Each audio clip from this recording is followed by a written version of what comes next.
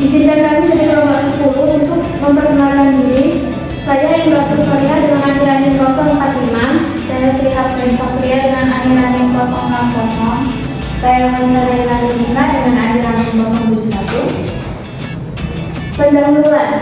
Kewarganegaraan ganda merupakan fenomena yang semakin umum dalam era globalisasi.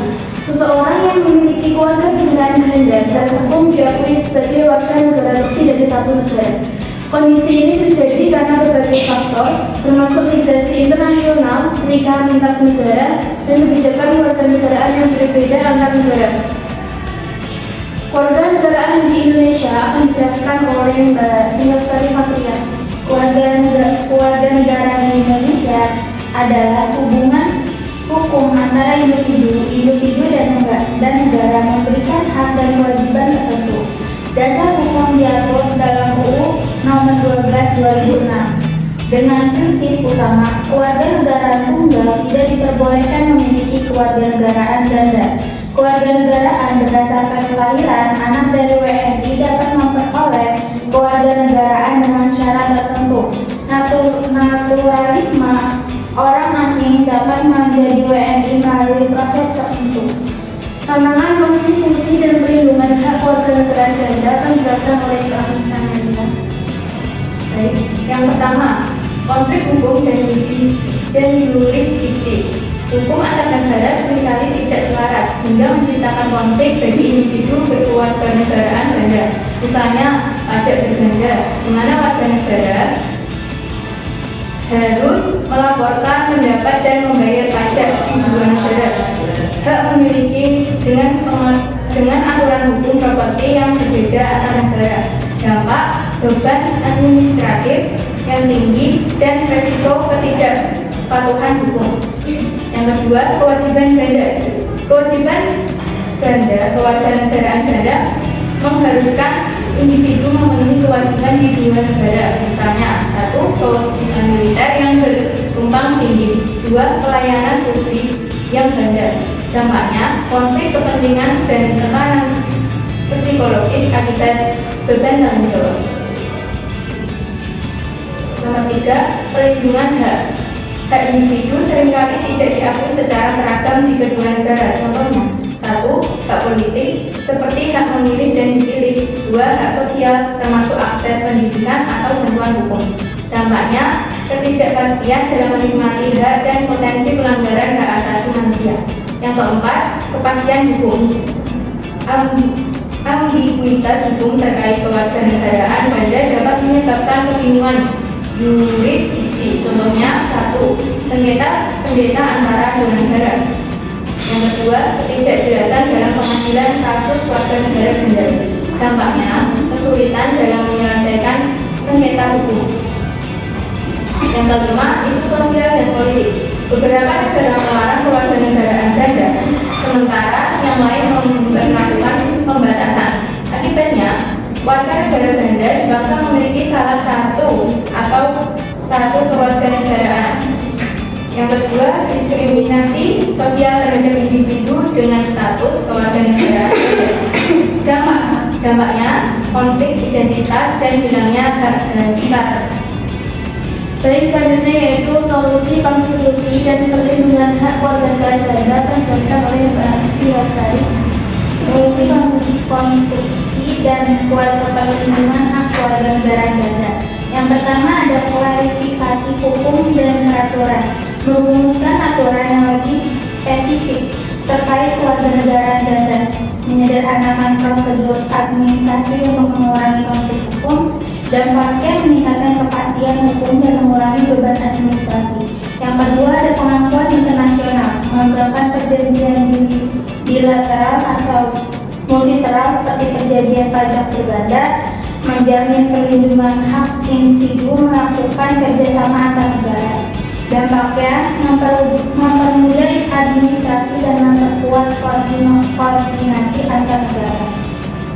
Yang ketiga ada reformasi kebijakan, menyesuaikan hukum domestik agar lebih relevan dengan kondisi global, mengakomodasikan kewarganegaraan ganda dalam hukum nasional. Dampaknya, perlindungan hak yang lebih kuat dan integrasi sosial ekonomi yang lebih baik. Yang keempat ada dialog dan konsultasi, mengadakan forum internasional untuk menyelesaikan konflik kewarganegaraan Ganda. Berbagai praktek terbaik antar negara melalui dialog bilateral, dampaknya mengurangi ketegangan antar negara dan menemukan solusi kolaborasi. Yang kelima ada pendidikan dan kesadaran, edukasi publik tentang hak kewajiban kewarganegaraan Ganda, mengadakan seminar atau kampanye untuk meningkatkan kesadaran hukum. Dampaknya meningkatkan kepatuhan hukum dan mengurangi stigma sosial. Baik, kesimpulan, kewarganegaraan Ganda merupakan fenomena yang semakin signifikan dalam era globalisasi dengan manfaat dan tantangan yang kompleks. Penanganan isu ini membutuhkan pendekatan yang holistik, termasuk reformasi hukum, kemampuan internasional, dan edukasi masyarakat. Baik, sekian dari presentasi kami. Apakah ada saran dari kelompok 11? Perkenalkan, nama saya Ana Nazaria, anggaran kelas 4 izin menyanggah pada bagian tantangan konstitusi dan perlindungan hak kewarganegaraan Ganda pada poin keempat tentang kepastian hukum. Tidak semua ambiguitas hukum berujung pada kebingungan yurisdiksi. Negara-negara dengan sistem hukum yang baik telah memiliki pengaturan jelas terkait kewarganegaraan Ganda, seperti melalui perjanjian ekstradisi atau hukum internasional privat. Sengketa perdata atau kasus hukum kewarganegaraan Ganda seringkali dapat diselesaikan melalui arbitrase internasional atau pengadilan yang telah diakui yurisdiksinya. Dengan demikian, dapat berupa kesulitan dalam menyelesaikan sengketa hukum tetap diminimalkan.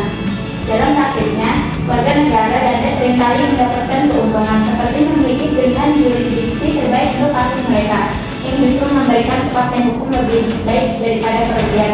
Secara keseluruhan, tantangan kewarganegaraan Ganda memang ada, tetapi banyak negara dan organisasi internasional telah membuat langkah-langkah konkret untuk mengurangi dampak negatifnya, sehingga generalisasi seperti dalam pernyataan di atas tidak sesuai selalu relevan.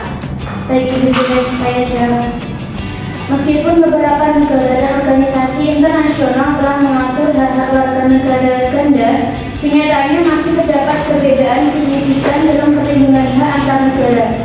Beberapa negara, warga negara Ganda tetap menghadapi diskriminasi atau pembatasan dalam hal hak politik, sosial, dan ekonomi. Misalnya, hak untuk memilih atau dipilih mungkin terbatas di negara tertentu yang tidak mengakui kewarganegaraan Ganda, sementara di negara lain bisa berbeda.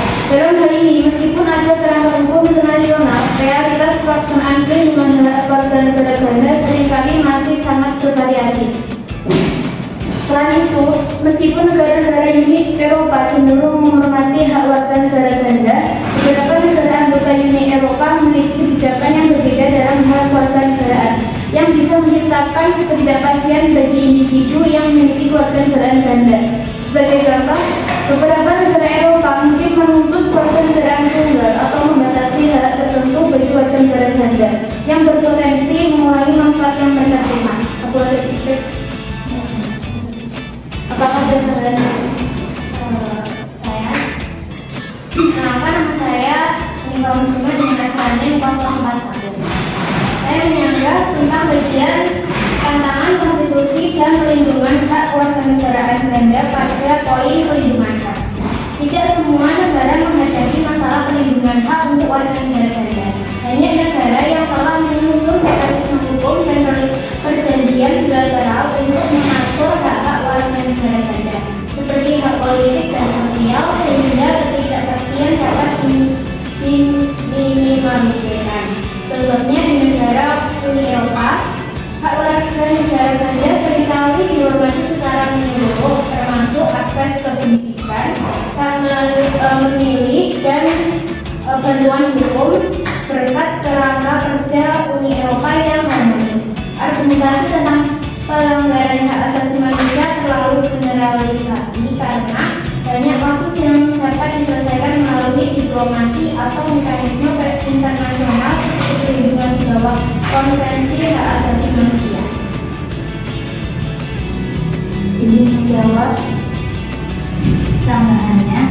walaupun beberapa negara memiliki mekanisme hukum untuk menangani kewarganegaraan, kenyataannya seringkali lebih rumit dan memerlukan banyak proses birokrasi untuk menyelesaikan seperti kewarganegaraan, terutama terkait dengan hak dan kewajiban hukum. Penyelesaian sengketa dalam konteks kewarganegaraan ganda, meskipun bisa dilakukan melalui arbitrase internasional atau pengadilan, seringkali membutuhkan waktu lama dan tidak selalu dapat menjamin hasil yang adil atau transparan.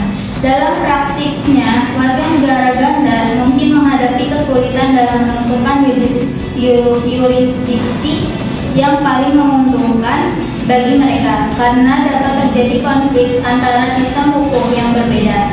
Misalnya, jika seseorang terlibat dalam kasus di negara A tidak mengakui kewarganegaraan B, dia mungkin menghadapi kendala dalam memperoleh perlindungan hukum yang setara dengan kewarganegaraan tunggal. Selain itu, mekanisme penyelesaian sengketa internasional tidak selalu dapat diakses oleh semua warga negara ganda.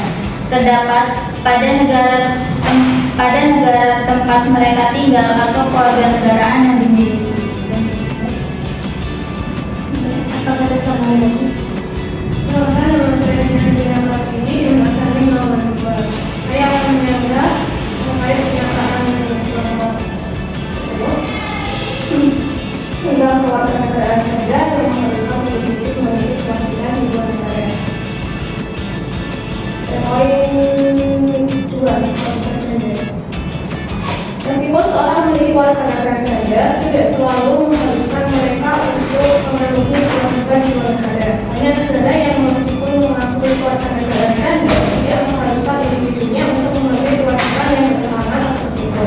Sebagai contoh, beberapa negara tidak melaksanakan kewajiban pajak bagi individu yang tinggal di luar negeri atau akan mengatur agar kewajiban tersebut hanya berlaku dengan kondisi tempat tinggal bersama. Secara keseluruhan, meskipun kewarganegaraan ganda dapat mengambil potensi kewajiban di luar negara, tidak ada jaminan bahwa kewajiban tersebut selalu bertentangan atau memberikan beban ganda yang tidak diatasi. Baik, terima kasih. Izin menjawab. Ya, meskipun benar bahwa beberapa negara mungkin tidak memaksa kewajiban pajak atau kewajiban lainnya bagi individu dengan negara kewarganegaraan ganda yang tinggal di luar negeri. Kenyataannya, kewarganegaraan ganda tetap dapat menimbulkan kewajiban yang lebih kompleks dan berpotensi bertentangan. Dalam banyak kasus, meskipun ada kewajiban yang memungkinkan pembahasan dari beberapa kewajiban di negara tertentu, kewarganegaraan ganda tetap dapat menyebabkan individu terikat oleh aturan hukum dan regulasi yang berbeda di kedua negara, yang dapat menyebabkan beban administratif atau kewajiban yang sulit dipenuhi. Contohnya, kewajiban militer atau kewajiban hukum lainnya di negara asal yang memiliki kewarganegaraan bisa tetap berlaku meskipun individu tersebut tinggal di negara lain, atau mereka mungkin terpengaruh oleh hukum kewarganegaraan yang berbeda-beda di kedua negara. Selain itu, dalam beberapa situasi, kebijakan internasional yang fleksibel dan perjanjian antar negara untuk menghindari beban pajak berganda belum tentu dapat mengatasi sepenuhnya masalah kewajiban ganda yang timbul dari kewarganegaraan ganda. Secara keseluruhan, meskipun ada pengecualian dan kebijakan yang lebih lunak dari di beberapa negara, kewarganegaraan ganda tetap dapat mengharuskan individu untuk memenuhi kewajiban dari lebih satu negara dan pada akhirnya dapat menciptakan kompleksitas dan risiko ketidakselarasan kewajiban yang harus dipenuhi. Apakah ada saran lain? Jika sudah dirasa cukup, maka kami akhiri presentasi pada sore hari ini. Terima kasih atas perhatiannya. Kurang dan lebihnya mohon maaf. Wassalamualaikum warahmatullahi wabarakatuh. Waalaikumsalam warahmatullahi wabarakatuh.